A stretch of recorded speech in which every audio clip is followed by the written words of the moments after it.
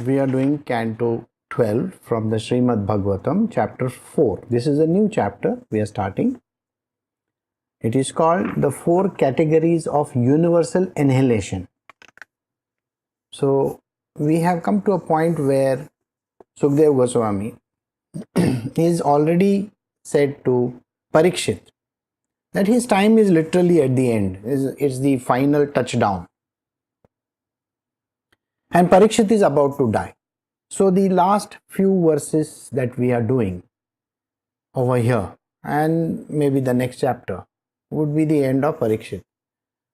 It is also talking about how this last yuga is going to end, how the world ends, how people end, and how this entire cycle of birth and death ends. So we are going to discuss a lot of things over here. So let us see what happens. So we are doing Srimad Bhagavatam, Canto 12, Chapter 4, the 4 categories of annihilation. Sukdev Goswami said, "My dear king, I have already described to you the measurement of time. Beginning from the smallest fraction measured by the movement of a single atom up to the total lifespan of Lord Brahma. I have also discussed the measurement of the different millennia of universal history. Now hear about the time of Brahma's day and the process of annihilation." So in the past we had already discussed how the time works in this world. Time is a factor which is there when the birth happens, when the creation happens, time comes into the picture. But if the creation has not happened, how can time come into the picture? It doesn't. Today, if we have to learn about time, we have to go and study time in the manner of the days, the years, the months, the seconds that are going, the millennia that are going, the thousands of years, millions, billions, we don't know. So we are talking in terms of the zero, addition to every zero. Time is always measured something like that. So when we measure time, time is a movement which happens only when creation comes into play. Otherwise, there is no time whatsoever. When there was nothing, where was time? Before you were born, where was time for you? Can you think of that? Before you were born, where was time for you? After you are dead, where is the time? Do you think you are bothered about time before you were born? And after you die? We don't care about time because we don't even know whether we exist or not, right? Today, you can say, yes, I am there, so there is time. But if you are not there, then where is time? So we have discussed time beginning from the smallest fraction measured by the movement of a single atom up to the total lifespan of Lord Brahma. The time taken by the movement of an atom. Do you know what is the kind of clock we are having today? Earlier, we would look at the sun and the movement around us, like I would say, oh, there is sunset and there is sunrise and there is moonrise and moon. We were looking at all these things and we would say, okay, now just the sun is very high on top of our head, so it must be 12 o'clock in the afternoon.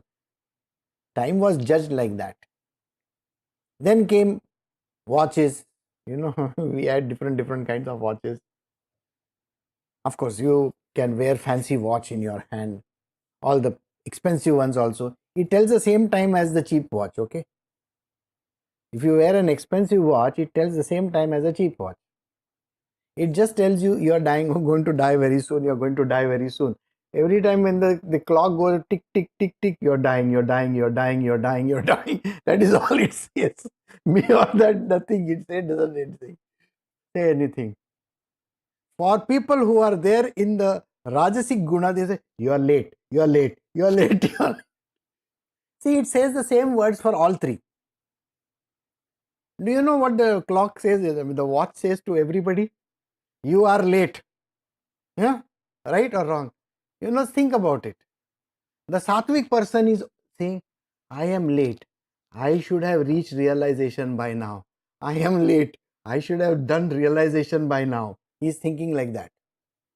A Rajasic person looks at a watch and says, I am late. I should have made more money. And a Tamasic person, I am late. I should have gone to bed long ago. See, all three are saying the same thing. I am late. So, did you get? Time is always like that. We are measuring time in this way. And now we have come to a point where we no longer have that watch. We have those electronic watches which works because of crystal. Something is moving inside. I don't know what it is, but I believe it's called the quartz crystal or something like that. But the latest of the watches, it's called an atomic watch. Do you know it's called an atomic watch, right? So it is there somewhere in some part of the world, and they find time because of that. And we always set our watches. See, again, I will say before the satsang, 30 seconds, chitti, 30 seconds. Now we have to put it on. So it's always time bound. Can you understand that? So time is measured by means of the smallest fraction, which is atom, and the largest.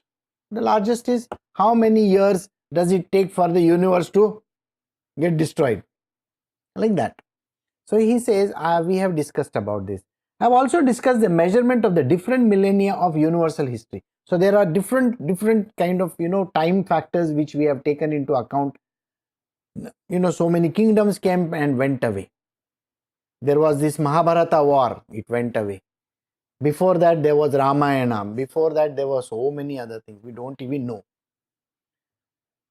Today we are trying to find out through this kind of books, through excavations, archaeological excavations, and so on and so forth, carbon dating techniques. So now hear about the time of Brahma's day and the process of annihilation. So he says, now that I have told you about all these material worldly things, now let us hear about Brahmaji. 1000 cycles of 4 ages constitutes a single day of Brahma, known as a kalpa. In that period, O king, 14 manus come and go. See, 1000 cycles. 1000 cycles of 4 ages. So 4 ages are Krita, Treta, Dwapara and Kali Yuga. So 4 ages come and 1000 cycle of that. That means 1000 into 4. It constitutes a single day of Brahma, known as one kalpa. Brahma, we are not discussing Brahmaji over here, please. We are not discussing the deity called Brahma. No, Brahma. Alright? The unmanifest.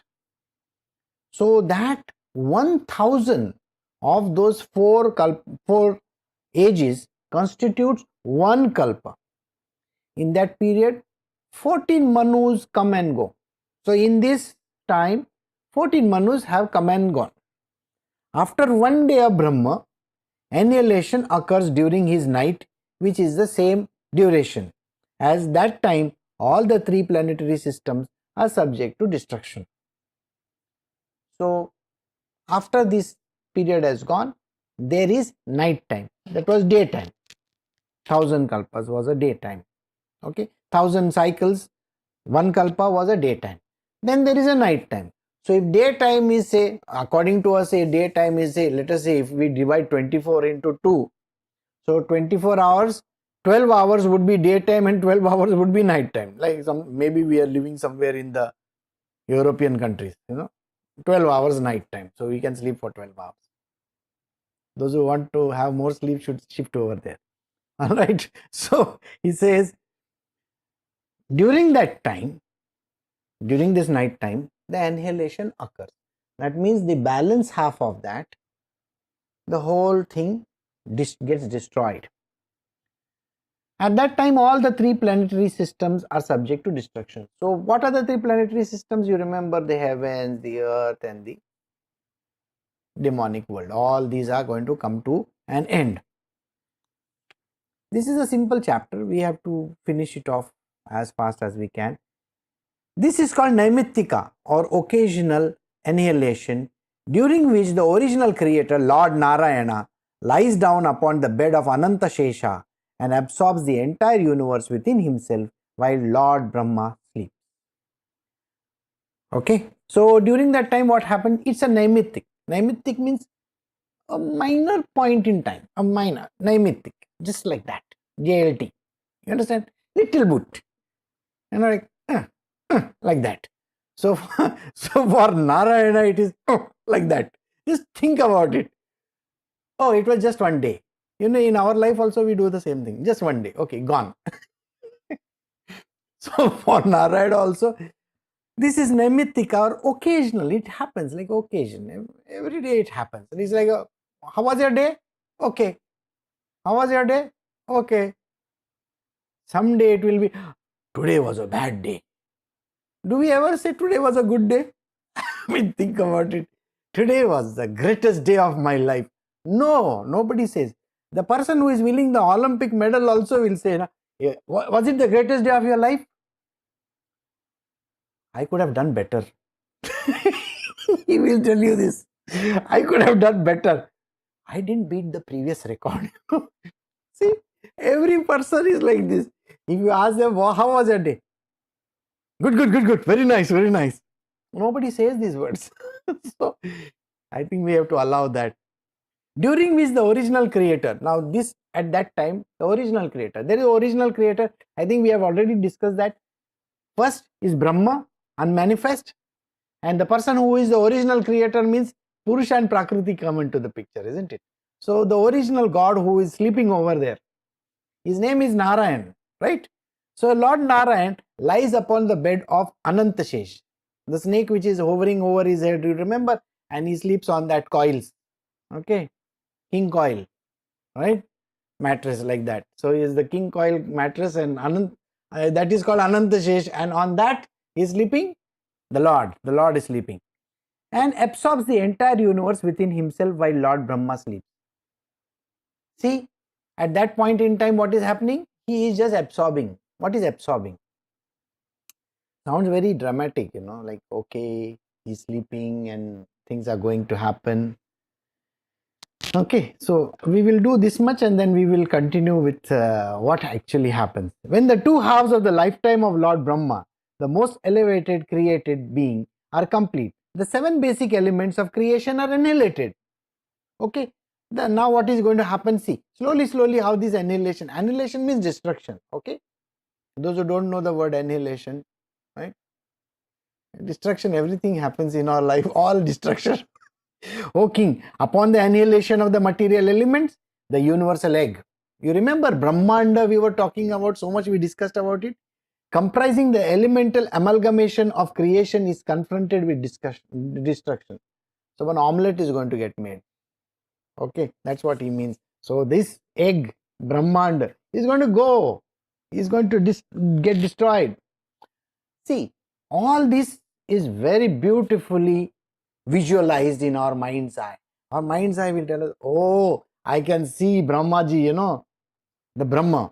And on that there is Narayana. He is sleeping very nicely. And there is a nice bed of his. Okay. And he is making himself comfortable like this. All the coils of snake are there. Okay. So imagine all the coils of snake are there and he is making himself comfortable and he is lying down and he is dreaming. And when he opens his eyes, everything goes for a toss. You see, the whole problem is when he opens his eyes. So, but earlier what was happening? All these creation and things were like that were part of his dream. Everything came about in the dream only. Alright? Like we daydream. You know what we daydream? We'll get the lottery. Kaun banega karodpati. I'll get the millionaire. Okay. I'll get to marry the best girl in the world, the most beautiful one. Nothing happens. It's only a dream. Okay. I've become the prime minister or the president of the country. I'm giving a nice speech. Okay. Nothing happens. And for them who, those are the people for whom it happens. Okay. You should see them talking on TED Talks and all. Wow, great talk they will give you. Very soon they will be off that. So coming back to this time over here. So this egg, which was a creation, is now going away. So this is the next thing that you have to visualize. As annihilation approaches, O king, there will be no rain upon the earth for 100 years. Drought will lead to famine, and the starving populace will literally consume one another. The inhabitants of the earth, bewildered by the force of time, will gradually be destroyed. So again, you just visualize this. On earth, what is happening? For 100 years, there is no rain. So are we not going to become barren like the moon or some such planet? We have some of those round balls somewhere up there. So there is no rain. So what happens to the rain? So where did the water go then? So maybe the water disappeared. Or drought will lead to famine. There will be drought. Naturally, if there is no rain, what happens? No food to eat, no water to drink. Then what happens? There is famine. And the starving population, what do? They literally eat each other. I mean, think about it. That's what they are going to do. The inhabitants of the earth, bewildered by the force of time, will be gradually destroyed. Sounds very gory, no? Very gory. How does it sound? Just imagine you're going to chomp on, like on your neighbor. Yuck. The sun in his annihilating form will drink up with his terrible rays all the water of the oceans, of living bodies and of the earth itself. But the devastating sun will not give any rain in return. Next, the great fire of annihilation will flare up from the mouth of Lord Shankarsana, carried by the mighty force of the wind. This fire will burn throughout the universe, scorching the lifeless cosmic shell. This is only for visualization. Okay, just think about it. Okay, what is happening just now? All right, the sun, he is shining very hard on earth, and all the water gets evaporated. Where does it go? In outer space, is it? But problem is, it cannot go in outer space. The scientific people will not allow it to happen. See, in God's world, anything can happen. In science, it will not happen. They will say, no. We have the atmosphere, stratosphere, this sphere, that sphere. It's going to be somewhere over there. Maybe. We don't know what's going to happen. We can only speculate, isn't it? So these people who have written this book also, they are telling you something. So we just have to understand it. But is that the story? That is the codex, no? This whole thing is a codex. So we have to come to the story very slowly. So, but let us try to visualize this beautiful thing that is happening. Is it beautiful, by the way? No. And then when that is happening, Lord Shankarsana, the snake, what will he do? He is going to, all his mouth are going to blow fire. Alright. The universal sphere will glow like a burning ball of cow dung. Wow.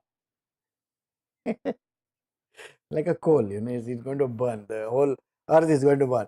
Great and the terrible wind of destruction will begin to blow from more than 100 years, and the sky covered with dust will turn grey. After that, O king, group of multicolored clouds will gather, roaring terribly with thunder, and will pour down flood of rain for 100 years. So for 100 years there is no rain, and then 100 years there is rain.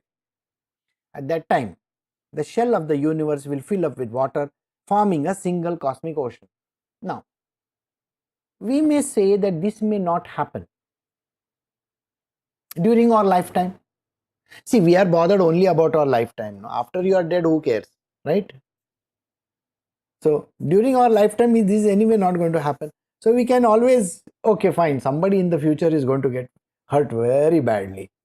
We're going to say that. So, but you're going to be born again. Unfortunate part is that, no? So this is the whole thing that you have to actually leading up to. You see, understand that. Just imagine those who are in World War today, that Nazi camps and this and that, and all the Japanese people coming and destroying some places and stuff like that happening. They still remember those days. Those people. There are some old people somewhere, I don't know, during the World War II. They may be alive. They'll say, during my time this happened. You see, I was in this place and this happened. Imagine the people, those who are born in this 1995, 2000, 2005 and all, what they are. What, uncle, grandfather, what are you talking about? I don't understand. See, they don't understand. So go to YouTube and see those things, okay? You will see some, nobody knows. They don't know what is suffering. So these old timers think, they don't know suffering. Everybody has their own way of looking at life. So they are saying you don't know suffering. The millennials are saying you don't know suffering. You don't know how much problems we have, right? We have so many issues. During your time, there was no law also. Okay. Today, we have to contend with everything. From income tax, I am just 25 years old and I have so many problems. You see, I have income tax to contend with. I have so many, now which girlfriend, which boyfriend I have to think about. Okay, where, which hotel, which restaurant I am going to go to. Last week we went to this restaurant and next week we have to go to some, we don't remember. I have very big problems than you. Okay, you were to anyway sitting in one concentration camp and eating whatever that was given to you. In my life is concentration camp. Today's millennials are saying this way. They cannot decide most of the time. So let us see how this works. So all the time the shell of the universe will fill up with water, forming a single cosmic ocean. As the entire universe is flooded, the water will rob the earth of its unique quality of fragrance, and the element earth, deprived of its distinguishing quality, will be dissolved. So you get it, no? I don't have to explain this. Yeah, I will explain the Adhyatmic portion, the spiritual portion later on. This chapter is very small, I think. Okay, let us see. The element fire then seizes the taste from the element water, which, deprived from its unique taste, merges into fire. Air seizes the form inherent in fire, and then fire, deprived of form, merges into air. Just follow this. Okay, this going into that, that going into that, that going to, just follow this. Don't pressure yourself. The element ether seizes the quality of air, namely touch, and that air enters into ether. I will explain. Wait. Then, O king, false ego, in ignorance, seizes sound, the quality of ether, after which the ether merges into false ego. False ego in the mode of passion takes hold of the senses, and false ego in the mode of goodness absorbs the demigods. Then the total Mahatattva sees false ego along with its various functions, and that Mahat is seized by the three basic modes of nature, goodness, passion, and ignorance. My dear King Parikshit, these modes are further overtaken by the original unmanifest form of nature, impelled by time. The unmanifest nature is not subject to 6 kinds of transformation caused by the influence of time. Rather, it has no beginning and no end. It is the unmanifest, eternal, and infallible cause of creation. I hope you all had closed your ears by now, because nothing entered. Nothing entered. This fellow is going into that fellow is going to that fellow. Guruji, can we skip this verse and go to the next one, please? How many of you are thinking like this? I think most of you are thinking like this. Because sounds very strange, like it's like some algorithm. Okay. This is an algorithm. How destruction is going to happen. One into the other, into the other, into the other, and into the other. So finally you will get some end result somewhere. So let us see what happens. Every element, one element annihilates the other one, then the other one, then the other one, then the other one. Finally it comes to the false ego. The false ego gets absorbed into the demigods. Remember, there are 3 demigods over there which are super bosses of this creation. 3 demigods, Brahma, Vishnu and Shiva. 3 gods are there. So they are going to absorb the 3 gunas. They are representing the 3 gunas. So all of them are taking back whatever they have given you. They are all taking back. Naturally, we have to return the goods, no? Can you imagine going to a restaurant and then eating something over there and taking the plates and the spoons and the fork and walking out of the restaurant? You can't do that. Oh, this is very nice. I will take this also and go. You can't do that. You have to keep it over there. So when you are finished with your food, you have to leave everything behind and go away. Like that, in the same way, we are finished with our life. What are we supposed to do?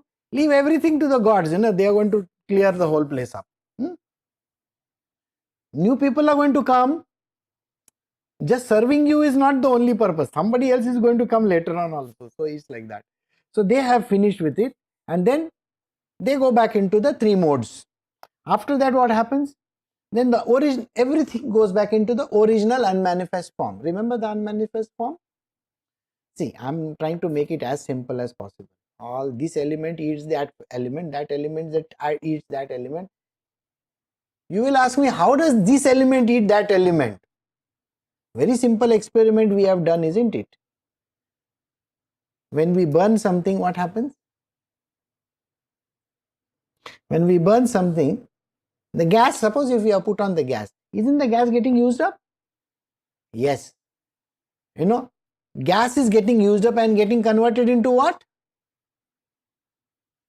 Water and another gas, correct? So like that, and then that gets used up and then becomes what? Like that. So everything that is there is getting destroyed one by one by one. The unmanifest nature is not subject to six kind of transformation caused by the influence of time. So what happens? Everything happens is time bound. One after the other, all activities are destroying, and after that, finally comes the unmanifest. So everything from something becomes nothing. Now we got to stop over here. Why? Because after nothing, what is happening? Do we know? Nobody knows what is going to happen after nothing. Something went into nothing. After that, what happened? Nothing happened. I don't know what happened. So this is what he is saying. Rather, it has no beginning and no end. So did you understand this whole verse? I explained to you in a very simple manner, right? In the unmanifest stage of material nature called the pradhana, there is no expression of words, no mind, no manifestation of subtle elements beginning from the mahat, nor are there any modes of goodness, passion and ignorance. There is no life, air, nor intelligence, nor any sense of senses or demigods. There is no definitive arrangements of planetary system, nor are there the definite stages of consciousness, sleep, wakefulness and deep sleep. There is no ether, water, air, earth, water, fire and sun. The situation is like that of complete sleep or of voidness. Indeed, it is indescribable. Authorities in spiritual science explain, however, that since pradhana is the original substance, it is the actual basis of material creation. After listening to the previous verse, all the big words that I told you, we listen to this verse. So what happens after that? Nothing happens. Is there air, water, fire? No. Is there sleep, this thing? No. Waking state? No. So for everything the answer is no. See, is there anything happening? No, nothing is happening. Then why are we reading? If nothing is happening, we have to go to the next verse then. See, it only means something, that there is something which is taken over and we have no clue. Okay.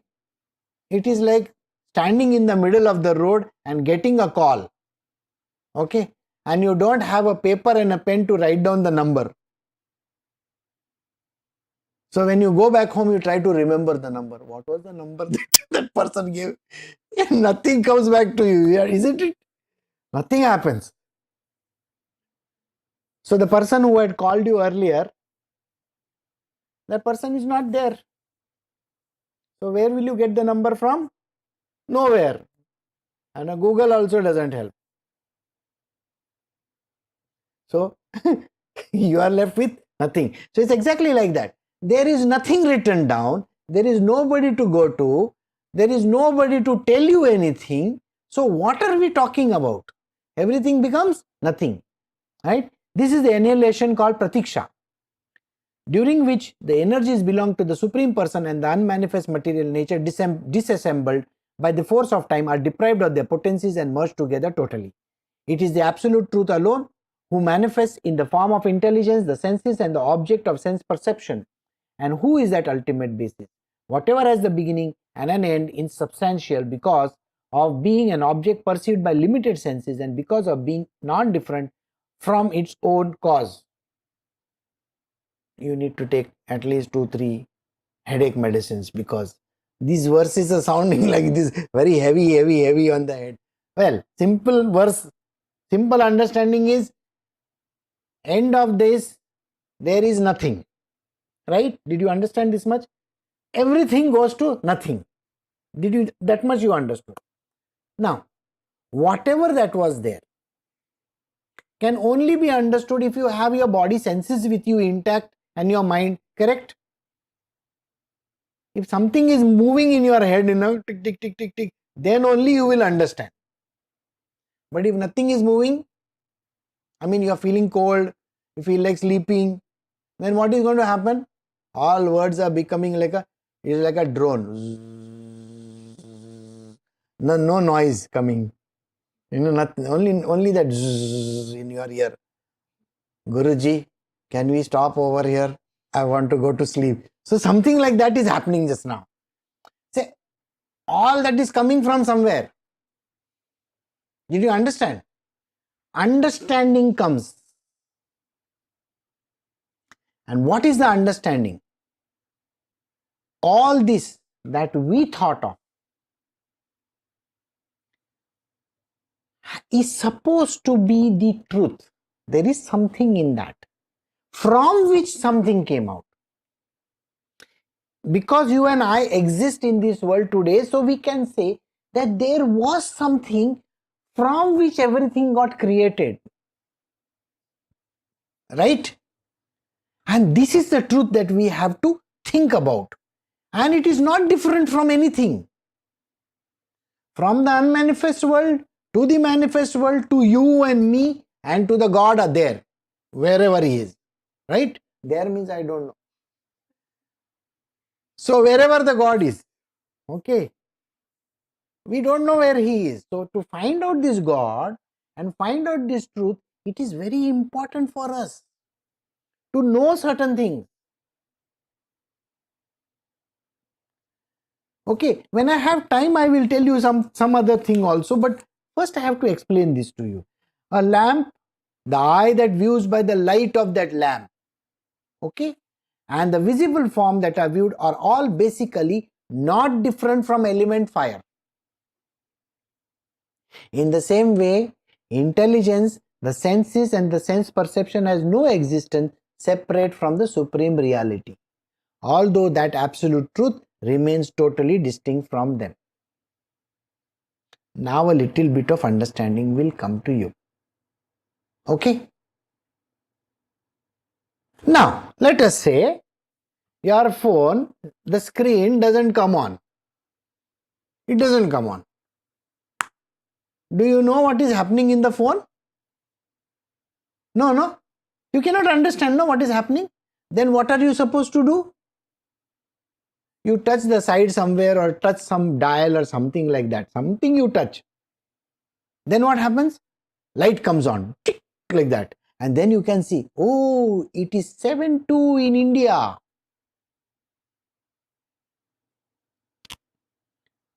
So you get knowledge.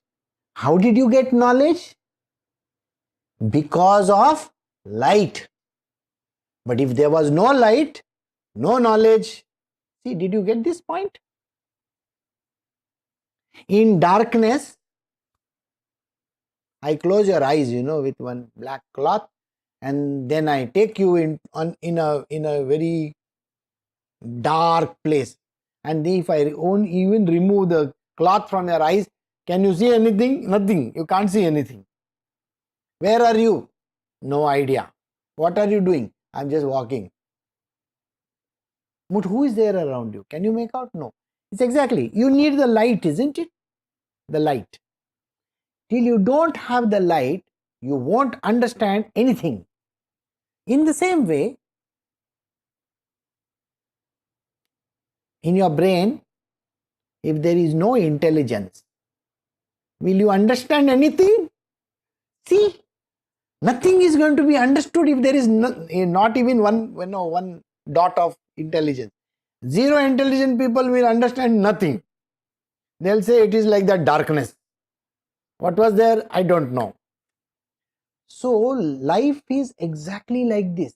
When light comes on, you get to see and identify an object. When intelligence comes on, you can identify and think whatever it is, whatever answer that is. The answers can only be, derived by using your intelligence. That is what he's saying. Now, intelligence, don't just say, oh, Guruji said only intelligence, I can close my eyes and see. No, you have to use your eyes, your ears. That is all the senses that God has given, you should use them. God has given you a fantastic mind, use it. God has given you intelligence, use it. Do you get this point? But it doesn't have separate existence from the reality. Did you understand this? Mind, intellect, senses are pointing towards something. I see the phone, I can tap it, I can open it, I can see the message, I can read it, then I can understand who the person who has sent, and then I can respond taking the right response. All this is a part of you? Yes, of course. It's a part of you. This is called a part of the supreme reality. So your existence is a part of the supreme reality. Don't discount it so much. When people say, I am worthless, I cannot do this, you are discounting something. Just know you are important. You are a part of this brilliant world called reality. But you don't understand the absolute truth. This knowledge is not understood till this example hasn't come. Did you understand? If there is no light, I cannot see the object. If I have no intelligence or mind, I cannot understand anything in this world. All this is a part of reality. And this absolute reality is a very different ball game. But we need to understand the truth in this. The three states of intelligence are called waking consciousness, sleep and deep sleep. The sleep in between is what we say in a dream state. Okay. But my dear king, the variegated experience created for the pure living entity by these different states are nothing more than an illusion. We are living in a world of illusion. We create objects in nature. Just as clouds in the sky come into being are then dispersed by the amalgamation and the dissolution of the constituent elements, this material universe is created and destroyed within the absolute truth by the amalgamation and the dissolution of its elemental constituent parts. So slowly it comes into the picture and then it gets dissolved. Okay. My dear king, it is stated in the Vedanta Sutra that the ingredient cause that constitutes any manifest product in this universe can be perceived as a separate reality, just as a thread that make up a cloth can be perceived separately from the product.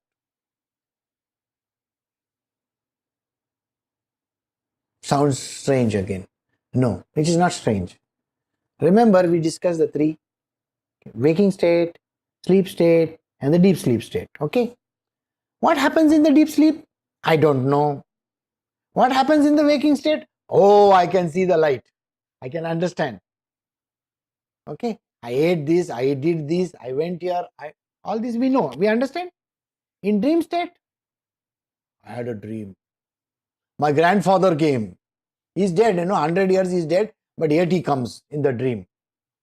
And then he gave me chocolates. And I ate them. They were very nice. You look at that person and you say, are you crazy? That was your dream. The grandfather never came. He never gave you chocolates. You never ate them and they were not tasty also. You are dreaming about it. Is it real? No. So in the same way, Vedanta says, everything that you see and think is a part and parcel of your mind creation. It is actually there or not there cannot be understood. You can touch yourself, yeah, I am real, I am real. We can say that. But all these states, are they real or unreal? This is called the knowledge which we have to search for. And searching for this knowledge is very, very important. Because everything that is there is cause and effect and all these kind of things that are there. It's like an illusion, isn't it? Right? Heavy subject, no? So, although perceived, the transformation of even a single atom of material nature has no ultimate definition without reference to the Supreme Soul. To be accepted as factual existing, something must possess the same quality as a pure spirit, eternal, unchanging existence. So, everything has a foundation somewhere. Your dream state, your waking state, and your deep sleep has a foundation somewhere. In you, Y-O-U, you. So who is this you? We are still trying to understand that you. There is no material duality in the absolute truth. The duality pursued by an ignorant person is like a difference between the sky contained in an empty pot and the sky outside the pot, or the difference between the reflection of the sun in water and the sun itself in the sky, or the difference between vital air within one living body and that within another living body. So this difference that has come to us, why this duality has come? I sleep, I get up, I eat, I drink, I go to work, I come back and I go to sleep again. Then I wake up again. God is there, I am here. This is what the basic reality for human beings is. This is called duality. But God is inside of you, something is running you, no? Without that framework, how are you running? How are you sleeping? How are you waking up? How are you working? Oh, I got energy. Sir, even if you don't have energy, you are still alive. You will, sometimes people say, I'm so tired. You know the kind of face, I'm so tired, I want to go to sleep. So, okay, fine. But you are still alive. What is it that keeps you alive? So, there is a reality which is you. And there is no difference between you and this reality. You are one and the same. The reality is you alone. And this you is called the God within us. We have to understand this. But we see it separately. Why? This person, he looks like a dead duck. This person is so active. Because we look like this, we start comparing with other people. Right? We compare with other people, we compare with other things. Your watch is better than mine. Okay? Like that people say, So, think about it. So, this kind of differences happen. So, according to their different purpose, men utilize gold in various ways and gold is therefore perceived in various forms. In the same way, the Supreme Personality of Godhead, who is inaccessible to material senses, is described in various terms, both ordinary and Vedic, by different types of people. Now, in the material world, God is described like this only. Like gold, how we can say, gold. You are wearing a earring, somebody is wearing a ring, somebody else is wearing a necklace. All different forms of gold, but it is gold at the end of the day. So God is described by different people in a different manner, right? The self also is described by different people in a different manner. Although a cloud is a product of the sun and is also made visible by the sun, it is nevertheless creates darkness in the viewing eye, which is another partial expansion of the sun. Similarly, material false ego, a particular product of the absolute truth made visible by the absolute truth, obstructs the individual soul, another partial expansion of the absolute truth, from realizing the absolute truth. So, very heavy again. Okay. The sun.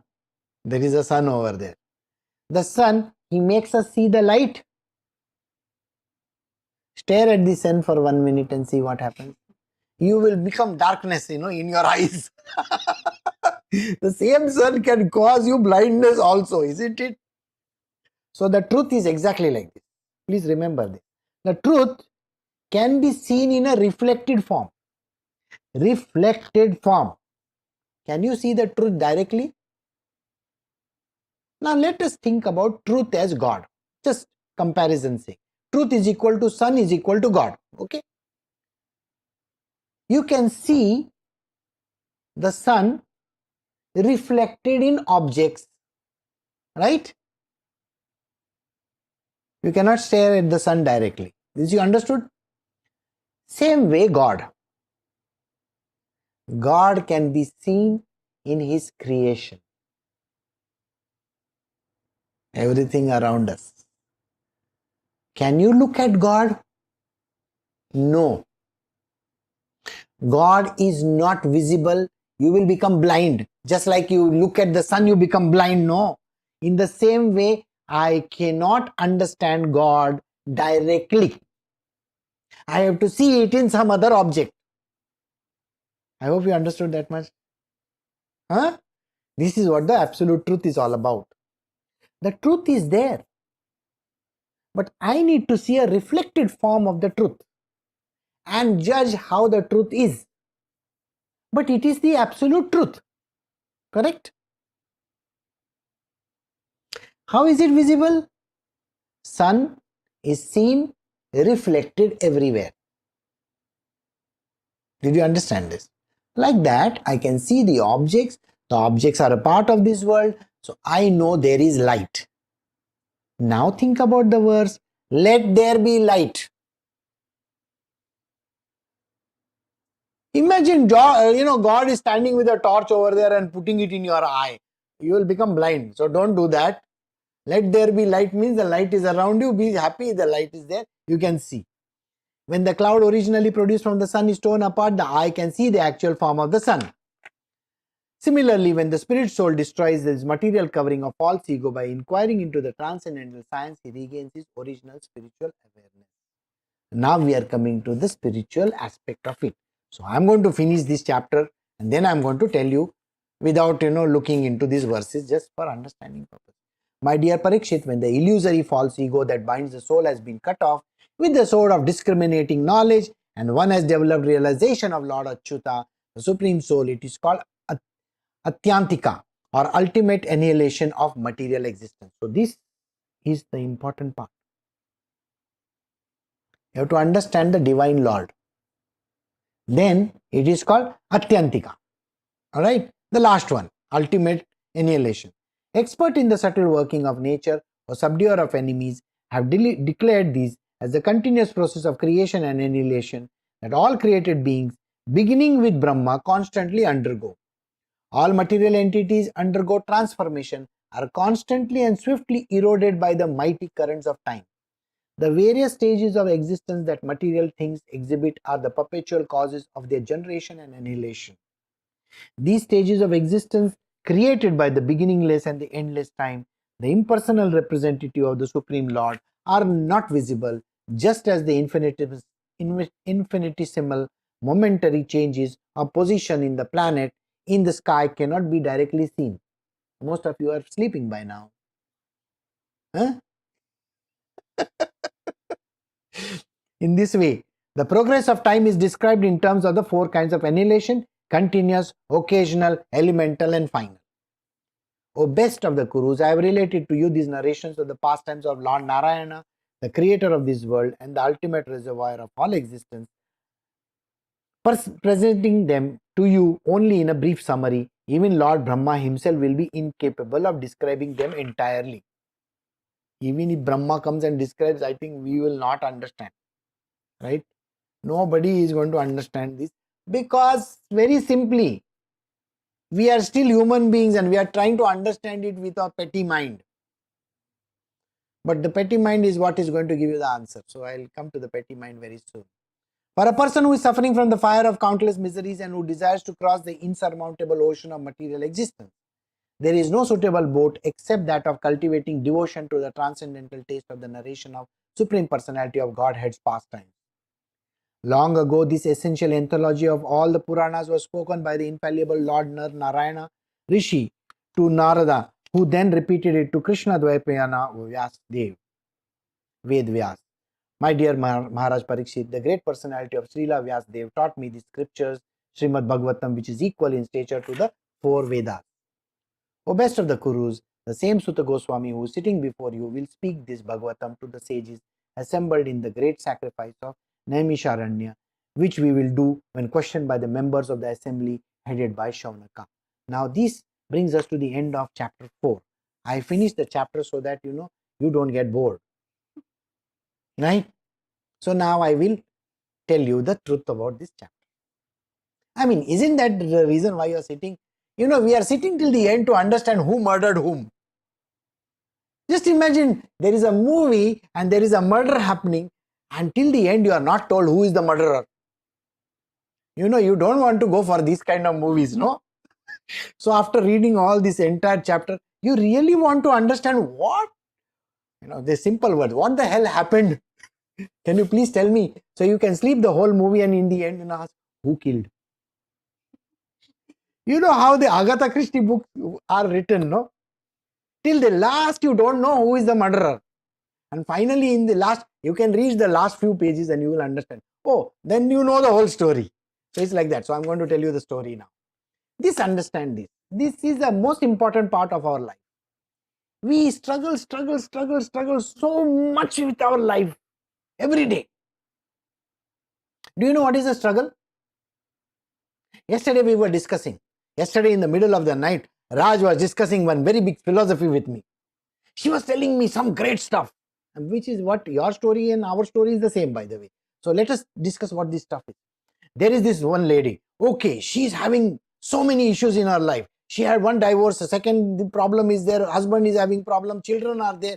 They are creating trouble. The whole world is a problem. Everything. So too many problems. Okay. She got cheated. She got so many things. Now, everybody's story sounds very similar, very familiar to us, isn't it? But she's capable. She can do anything. She's taking care of her children. She takes care of her life. She does three jobs at a time and is fantastic and is fabulous and the most beautiful person on earth. Is capable of anything. But she doesn't have money. She doesn't know what to do. Now, isn't that everybody's life story? Everybody is in the same boat. So I asked, what is the answer? What is the answer? What is the answer? What is the answer? Do you know what is the answer? Answer is very simple. You have to take the baton into your own hands and do something about it. The solving of the problems cannot be done by some God sitting somewhere. There is no God, like I showed, like there's no God is there. There is no God there. No God there. Guruji cannot solve your material worldly problems. Okay, Guruji has got $1 billion in his bank account. How much do you want? Guruji, can you give me some 50 million? Okay, sanction. Guruji cannot solve your material worldly problems. Guruji, I don't have a house to stay. Okay, I have those 50,000 houses. Can you please give one to him? I can't do that. Guruji, I don't have a good husband. Can I get one good husband? Okay. We have got some 25,000 people lying, they are in queue. Give her one. I can't do this. I can't solve your problems for you. My business is not doing well. Okay, I will tell each customer in the year, please go to this person. Please go to this person. I can't do that also. See, your problems cannot be sorted out. I'm going to take full 30 now, another 5 more minutes. Okay. So just wait, don't go away. So your problems, whether they are material worldly, whichever way you look at it, I don't have a solution. I can only say, okay. I'm like, the Air India Maharaja, he does like this. I'm also going to do like that only. I can't solve your problem. Okay. Or otherwise I will be like a laughing Buddha. The only thing is this, what I can do. Do you know who can solve your problem? You yourself. Can you take the lead? Can you be the leader? The basic issues are what? You know what is the basic issues? Laziness. You have capacity to work, but you are lazy. You can do so many things, but you don't get up in time. You understand? Now see, I'm giving. Okay. I don't know how to balance my books. You have never even seen what a balance sheet looks like. I don't. When they say, "No, I don't have any money left," you have never balanced your books, so how will you know where the money is going? See? So did you understand all these things? I got stomach ache. You ate a stupid biryani, that's why you got stomach ache. You know the answers. The answers are what? 18 chapters go in in that Bhagavad Gita, and at the end of 18 chapter also, this duffer doesn't even understand lift your bow and arrow and shoot. I mean, just imagine. If he understood in first chapter, there will be no Bhagavad Gita. We can't have 12 cantos of this book if you understood that what you are supposed to do. What are you supposed to do? Just take the leadership baton. Just say, I can do anything in this world and I can solve any problem. And just do it. Wear the shoes if you want, Nike. Just do it. I don't care. Run with it. But do it. Don't just say, I can't do it. Don't say, I don't have money. Go get money. You know why all these nonsense which I said to you? Annihilation? Annihilation means destruction of all these things. We learnt in this entire chapter, God is in you. Do you understand this? The reality is you. What are we talking about? No God, somewhere, God. You are the reality. You are that absolute being. You can solve your own issues. You can solve your problems. You just need to do it. And don't worry how it is going to happen. The God inside of you, the consciousness inside of you, which is now sleeping, will wake up and give you the answers.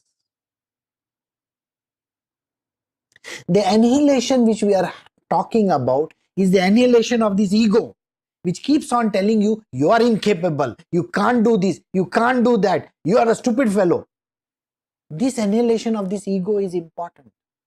All the elements have to go back into its place. You are the Narayana. Do you think there is some other Narayana? You are the Narayana. You are that God yourself. You came into the picture. You have been sitting on this material worldly snake, This snake, what do you think is the snake is? He is giving off all that fire and all. Is this material world? Wake up, wake up. Just wake up and destroy this ignorance around you. This is all ignorance. Wake up to the light which gives you that knowledge and understanding. Yes, I can do it. And you are that God which can do all this.